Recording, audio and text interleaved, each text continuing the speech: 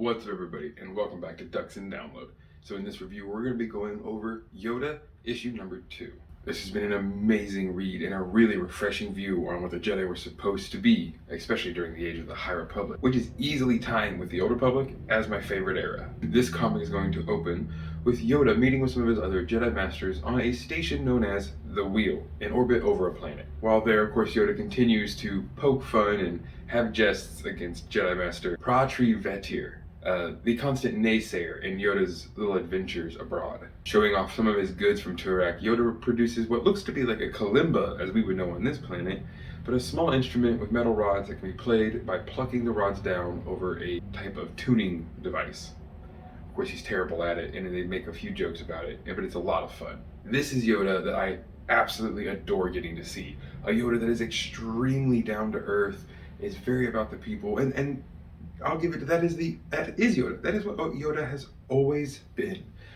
But the movies don't show that. The Clone Wars don't show that because, of course, that is a very different time period for these Jedi when they had to, of course, become soldiers and are being horribly manipulated by a Sith Lord.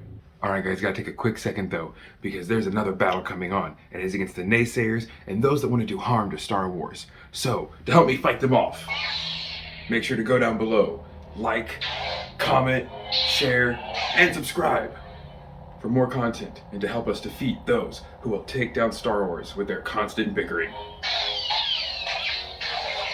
Upon returning to Turak, Yoda is of course greeted like a hero, but he, of course, being himself a great Jedi Master, refuses to take those accolades and instead provides teaching moments constantly for the people of this planet.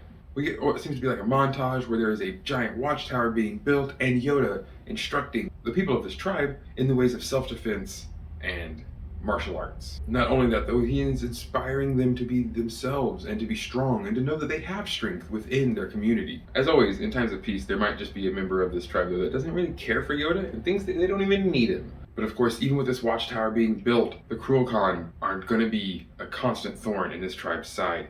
And again, the raid horns sound, and again, the Cruel Khan attack. Now, of course, with the training that they have, Yoda and the rest of the tribe mates are holding their own for some good time. But we have to give it to the Cruel Khans. These are monstrous beings of strength and ferocity, and they're not going to give up. But Bree has a special trick up his sleeve, running off to a device he has built, emitting a strong sonic-pitched wave that absolutely scrambles the Cruel Khan's ability to think and sends them running.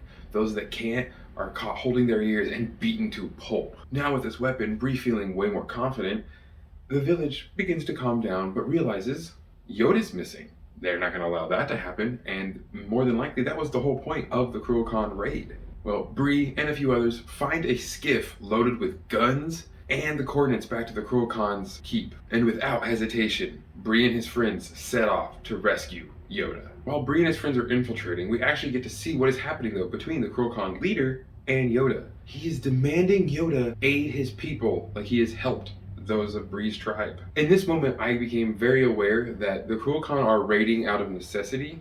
It's a very dank, gross, grimy platform that they live on. The leader is even seen coughing and is obviously very sick with some type of maybe a lung infection or just a constant type of illness. Well, Yoda refuses to be intimidated, but of course, being a Jedi Master that he is happy to try and speak with this gang leader. But things don't line up that easily, and of course things are going to go extremely bad, and poor Yoda's going to have to watch this all happen.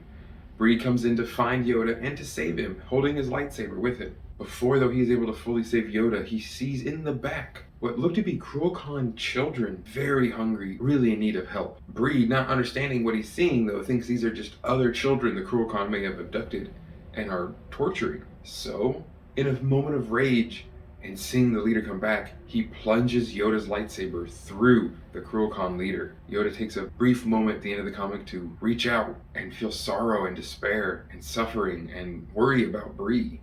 And it's definitely going to mean that the third issue of this comic is going to go nuts. I don't know how they're going to get off this platform after they just riled up every single Cruel Khan that's going to be there, but I think Yoda's going to find a way out of this, and hopefully in a medium way, whereas one side doesn't have to be decimated. And these poor Cruel Khans, who are living in a horrific environment, can maybe share land with the other tribes, with Bree's people, and they can all live in harmony, as the Force would of course want. But these Yoda comics have been brutal.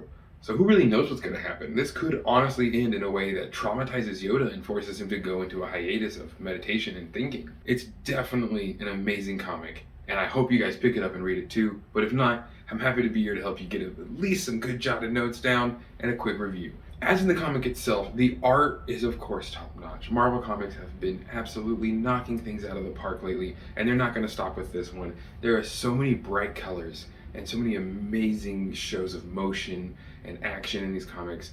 I absolutely am thrilled to see where they're going to continue going. I hope you have an amazing rest of your day, and as always, may the Force serve you well.